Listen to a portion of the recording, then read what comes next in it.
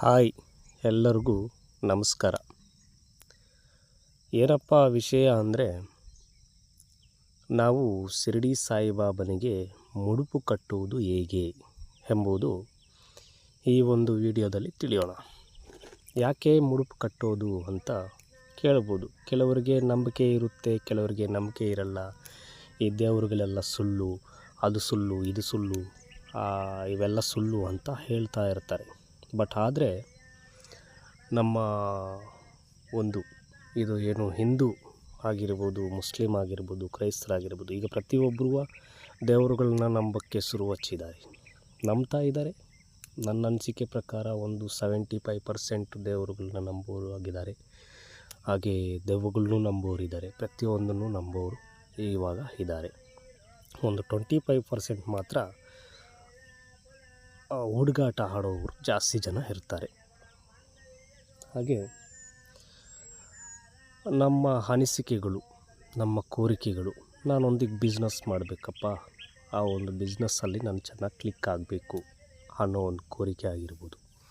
ಇಲ್ಲ ನಾನು ಎಲ್ಲರೂ 1-2-3 ಎಕರೆ ಜಮೀನನ್ನ ತಗೋಬೇಕು ಅನ್ನೋರು ಆ ಒಂದು ಕೋರಿಕೆ ಇರ್ಬೋದು.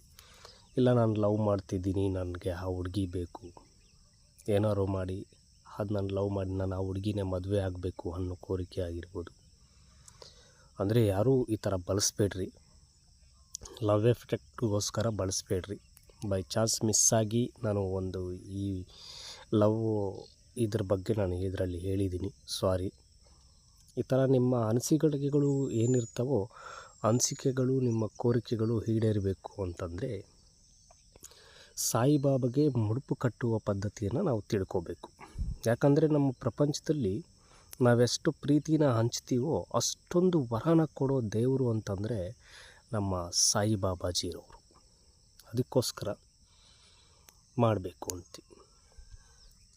ಈಗ ಒಂದು ದಿನಚರಿಗಳೆಲ್ಲ ನೀವು ಮುಗಿಸಿ ಬೆಳಿಗ್ಗೆ ಎದ್ದಿದ ತಕ್ಷಣ ಮತ್ತು ನಿಮ್ಮ ತಲೆ ಸ್ನಾನ ಎಲ್ಲ ಮಾಡಿಕೊಂಡು, ಹಾಗೆ ನೀವು ಮನೆಯಲ್ಲಿ 1.5 ಅಡಿ ಆಗಿರ್ಬೋದು, ಇಲ್ಲ 2 ಅಡಿ ಉದ್ದ 2 ಅಡಿ ಅಗಲದಷ್ಟು ಒಂದು ಬಿಳಿ ಬಟ್ಟೆನ ತಗೊಂಡು ಅದಕ್ಕೆ ಅರಿಶಿನ ಚೆನ್ನಾಗಿ ಹಚ್ಚಿ, ಅಲ್ಲಲ್ಲಿ ಕುಂಕುಮ ಡಾಟ್ಸ್ ಬೊಟ್ಟುಗಳನ್ನ ಇಟ್ಬಿಟ್ಟು ಒಂದು ಜಾಗದಲ್ಲಿಡಿ. ನಿಮ್ಮ ದೇವ್ರ ಕೋಣೆಯಲ್ಲಿ ಎಳೆನೀರು ತಂದು, ಫೋಟೋ ಇದ್ದರೆ ಫೋಟೋನ ಒರೆಸಿ, ವಿಗ್ರಹ ಇದ್ದರೆ ವಿಗ್ರಹಕ್ಕೆ ಅಭಿಷೇಕ ಮಾಡಿ ಅಲಂಕಾರ, ವಿಗ್ರಹಕ್ಕಾಗಿರ್ಬೋದು, ಫೋಟೋಗಾಗಿರ್ಬೋದು, ನೀವು ಯಾವ ಥರ ಅಂದ್ಕೊಂಡಿರ್ತೀರೋ ಆ ಥರ ಅಲಂಕಾರನ ಮಾಡಿಬಿಟ್ಟು, ಅಲ್ಲಿ ನೀವು ಅರಿಶಿನ ಹಾಕಿರೋ ಒಂದು ಬಟ್ಟೆನ ಅಲ್ಲಿಟ್ಟು, ಅದಕ್ಕೆ ಬೇಕಾಗಿರುವ ಸಾಮಗ್ರಿಗಳು ಏನಪ್ಪ ಅಂದರೆ ಹುರುಗಡ್ಲೆ ಅಂತಾರಲ್ಲ, ಹುರುಗಡ್ಲೆ ಕಾಳು, ಇಲ್ಲ ಅಪ್ಪ ಅಂತಂದರೆ ಅದರಲ್ಲಿ ಪಪ್ಪು ಮಾಡಿರ್ತಾರೆ, ಕಡಲೆ ಪಪ್ಪು ಬರುತ್ತೆ, ಕಡಲೆ ಪಪ್ಪಾಗಿ 1 ಹಿಡಿಯಷ್ಟು ಹಾಕಬೇಕು.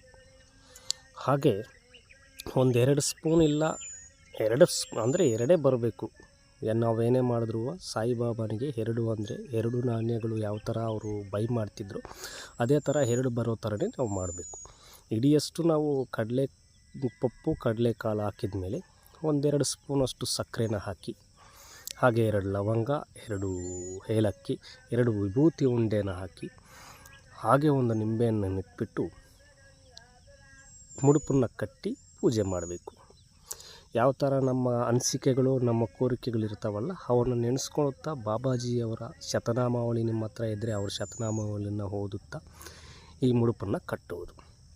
ಕಟ್ಟಿ 41 ದಿವಸ 100% ನೀವು ಪೂಜೆ ಮಾಡ್ತಾಯಿರಿ. ನಿಮ್ಮ ಕಾರ್ಯಗಳು 100% ಹಾಗೇ ಆಗ್ತವೆ, ಖಂಡಿತ ಆಗ್ತವೆ. ಅದಾದ ನಂತರ ಮುಡುಪನ್ನು ನಾವೇನು ಮಾಡಬೇಕು ಅಂದರೆ, ಶಿರಡಿಗೆ ನೀವು ಹೋಗಿ ಆ ಮುಡುಪನ್ನು ಅಲ್ಲಿ ಸಲ್ಲಿಸಿ ಮಂಗಳಾರತಿ ಮಾಡಿಸ್ಕೊಂಡು ಬನ್ನಿ. ನಿಮಗೆ ಖಂಡಿತ ಹಾಗೆ ಆಗ್ತವೆ. ಅಂದರೆ 9 ದಿವಸ 11 ದಿವಸ ಈ ಥರ ಹೇಳಿರ್ತಾರೆ ಬೇರೆಯವರೆಲ್ಲ, ಇವೆಲ್ಲ ಸುಳ್ಳು. ಯಾವ ಪಾಸಿಟಿವ್ಗೆ ನಾವು ಏನೇ ಮಾಡಬೇಕು, ನಮಗೆ ಚೆನ್ನಾಗಿ ಆಗಬೇಕು ಅಂದರೆ ಬೇಗ ಅಟ್ಯಾಕ್ ಆಗಲ್ಲ, ನೆಗೆಟಿವ್ ಬೇಗ ಅಟ್ಯಾಕ್ ಆಗುತ್ತೆ. ಅದಕ್ಕೋಸ್ಕರ ಹೇಳ್ತಿದ್ದೀನಿ, ನಾವು ಪಾಸಿಟಿವ್ ಏನಿದ್ರೂ 41 ಮಂಡಲ ಕಾಲ ಮಾಡಿದಾಗ ಮಾತ್ರ ದೇವರು ಅನ್ನೋರು ನಮಗೆ ಕರುಣೆಯನ್ನು ತೋರಿಸೋದು. 41 ದಿವಸ ಖಂಡಿತ ಮಾಡಿರಿ, ನಿಮ್ಮ ಕೆಲಸ ಕಾರ್ಯಗಳು ನೆರವೇರ್ತವೆ. ಹಾಗೆ ಈ ಒಂದು ವಿಡಿಯೋ ನಿಮಗೇನಾದ್ರು ಇಷ್ಟ ಆಗಿದ್ದರೆ ಒಂದೇ ಒಂದು ಲೈಕ್ ಮಾಡಿ. ಹಾಗೆ ಶಿರ್ಡಿ ಸಾಯಿಬಾಬಾ ಭಕ್ತಾದಿಗಳಿಗೆ ಈ ಒಂದು ವಿಡಿಯೋನ ಶೇರ್ ಮಾಡಿ. ಖಂಡಿತ ತಿಳ್ಕೊತಾರೆ. ನೀವು ಶೇರ್ ಮಾಡೋದ್ರಿಂದ ಹೆಚ್ಚು ಜನಕ್ಕೆ ತಿಳಿಯುತ್ತೆ.